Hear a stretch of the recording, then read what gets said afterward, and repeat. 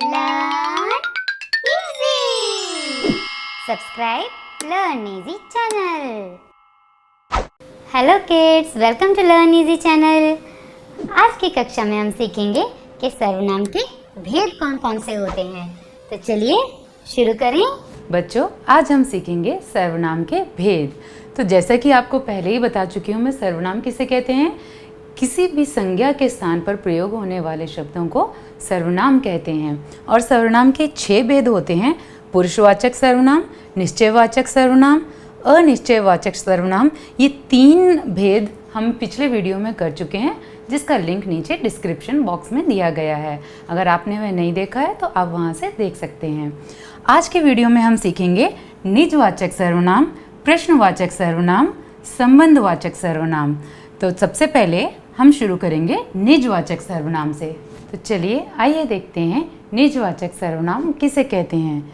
जिन सर्वनाम शब्दों का प्रयोग वक्ता किसी चीज़ को अपने साथ दर्शाने या अपनी बताने के लिए करता है, उसे निजवाचक सर्वनाम कहते हैं।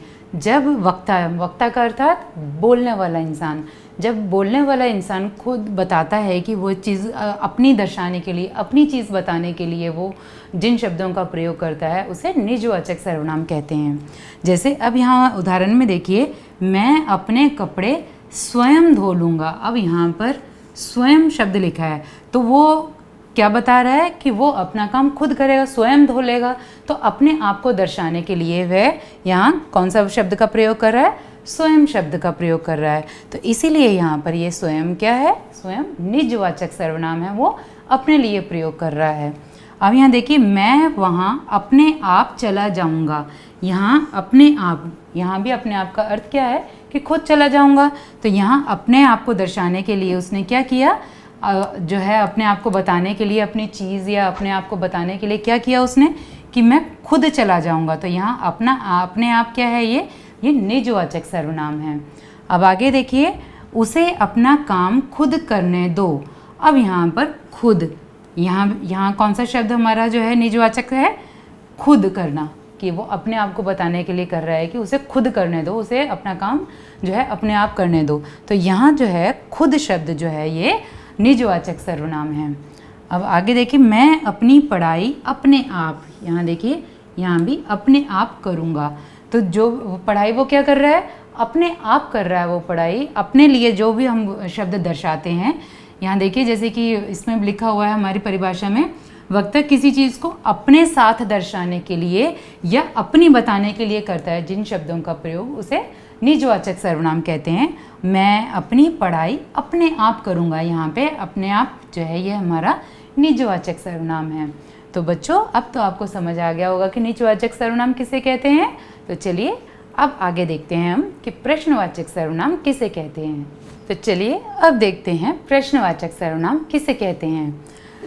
जिन शब्दों का प्रयोग किसी व्यक्ति, वस्तु आदि के बारे में सवाल पूछने या उसके बारे में जानने के लिए किया जाता है, जैसे कौन, क्या, कब, कहाँ, ये सारे शब्दों का प्रयोग हम प्रश्न करने के लिए करते हैं।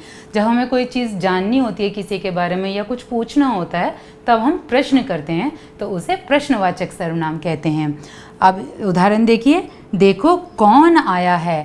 अब यहाँ पर कौन जो है हमारा, हम प्रश्न पूछ रहे हैं कौन आया है, तो इसीलिए यहाँ पर कौन जो है ये प्रश्नवाचक सर्वनाम कहलाएगा। आपने क्या खाया है? अब प्रश्न पूछ रहे हैं किससे? यहाँ पे क्या जो है, यहाँ पर क्या है, ये प्रश्नवाचक सर्वनाम है, क्योंकि हम उसको प्रश्न पूछ रहे हैं कि आपने क्या खाया है, तो इसीलिए ये प्रश्नवाचक सर्वनाम है। आप यहाँ कब आए? तो अब यहाँ कब जो है ये प्रश्नवाचक सर्वनाम है। कब हम जो है प्रश्न के लिए इस्तेमाल कर रहे हैं यहाँ पर, तो इसीलिए ये प्रश्नवाचक सर्वनाम है। तुम कहाँ जा रहे हो? अब यहाँ पर कहाँ जो है, अब फिर हम प्रश्न पूछ रहे हैं तुम कहाँ जा रहे हो, तो प्रश्न पूछा जा रहा है, तो इसीलिए ये प्रश्नवाचक सर्वनाम है। तो जिन शब्दों के द्वारा जो है हम सवाल पूछते हैं या जानने की इच्छा रखते हैं किसी दूसरे व्यक्ति से, तो उन शब्दों को हम क्या कहते हैं, प्रश्नवाचक सर्वनाम कहते हैं। जैसे इन वाक्यों में आपने देखा कौन, क्या, कब, कहाँ, ये सब जो है ये प्रश्नवाचक सर्वनाम के रूप में प्रयोग किए गए हैं। तो बच्चों अब तो आपको समझ आ गया होगा कि प्रश्नवाचक सर्वनाम किसे कहते हैं। तो चलिए आइए देखते हैं संबंधवाचक सर्वनाम किसे कहते हैं। संबंधवाचक सर्वनाम जिन सर्वनाम शब्दों का प्रयोग किसी वस्तु या व्यक्ति का संबंध बताने के लिए किया जाए। जब उनका दो चीज़ों का आपस में संबंध बताया जाए तो उसे संबंधवाचक सर्वनाम कहा जाता है। जैसे जो, सो, जैसी, वैसी, जिसकी, उसकी, इस तरीके के शब्द जब हम वाक्यों में इस्तेमाल करते हैं तो ये संबंधवाचक सर्वनाम कहलाते हैं। अब जैसे देखिए, जो सोवेगा सो खोवेगा, जो जागेगा सो पावेगा। अब यहाँ पर जो सोवेगा, यहाँ जो और ये सो, इन दोनों का संबंध सोने और खोने से है कि जो इंसान सोएगा वो समय बर्बाद से यहाँ पर जो है संबंध बताया गया है कि जो आप अपना समय बर्बाद करोगे तो क्या होगा, आप खोगे। अगर आप सोकर समय बर्बाद करोगे तो आप खोगे। और जो जागेगा सो पावेगा, यहाँ जो और सो का संबंध है कि अगर हम जागेंगे और समय का सही उपयोग करेंगे तो हमें बहुत कुछ मिल जाएगा, हम बहुत कुछ पा सकते हैं। तो यहाँ जो और सो का संबंध और यहाँ पर भी जो और सो का जो है आपस में संबंध बताया गया है। अब यहाँ देखिए, जैसी करनी वैसी भरनी, जैसा काम करेंगे उसी तरीके का फल मिलेगा। तो इसी तरीके से यहाँ जैसी और वैसी शब्द जो हैं ये दोनों आपस में संबंध बता रहे हैं। अब आगे देखिए, जिसकी लाठी उसकी भैंस, यहाँ पर जिसकी और उसकी ये दोनों शब्द जो हैं ये संबंधवाचक हैं। जैसे जो ताकतवर होता है उसी का राज होता है, तो यहाँ पर जिसकी लाठी उसकी भैंस, इसका यही अर्थ है कि जो इंसान ताकतवर है उसी का राज होता है। तो अब यहाँ देखिए, जिसकी और उसकी, इन दोनों का आपस में संबंध बताया गया है। तो बच्चों अब तो आपको समझ आ गया होगा कि संबंधवाचक सर्वनाम किसे कहते हैं। जिन सर्वनाम शब्दों का प्रयोग किसी वस्तु या व्यक्ति का संबंध बताने के लिए, आपस में उन दोनों का संबंध बताने के लिए किया जाता है, उन्हें संबंधवाचक सर्वनाम कहते हैं। जैसे जो, सो, जैसी, वैसी, जिसकी, उसकी, इस तरीके के शब्द जो हैं ये संबंधवाचक सर्वनाम कहलाते हैं। तो बच्चों आज की कक्षा में इतना ही। और आज हमने क्या सीखा?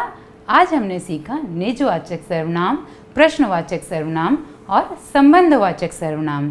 तो चलिए आज की कक्षा हम यहीं ख़त्म करते हैं। अगली कक्षा में फिर मिलेंगे, तब तक के लिए bye. Learn easy. Subscribe Learn Easy channel.